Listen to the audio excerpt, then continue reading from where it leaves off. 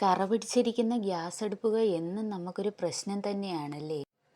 പുറത്തുനിന്ന് ഒരു കൂട്ടർ വന്ന് ഗ്യാസ് അടുപ്പിലോട്ട് നോക്കുന്ന നേരം നമുക്കുണ്ടാകുന്ന ഒരു വിഷമവും ഒന്നും പറഞ്ഞറിയിക്കാൻ കഴിയാത്തതാണല്ലേ. ഈ പ്രശ്നത്തിന് ഒരു പരിഹാരവുമായാണ് ഞാനിന്ന് വന്നിരിക്കുന്നത് കേട്ടോ.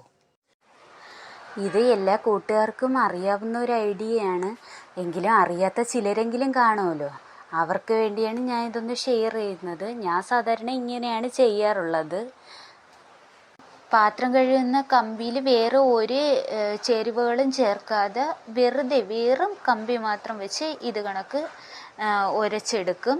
ഉരച്ചെടുത്തതിന് ശേഷം ഇത് ടവല് വെച്ച് നന്നായിട്ട് തുടച്ച് നല്ല വിധത്തിൽ ഈർപ്പം മാറുന്ന കണക്ക് തുടച്ചെടുക്കും.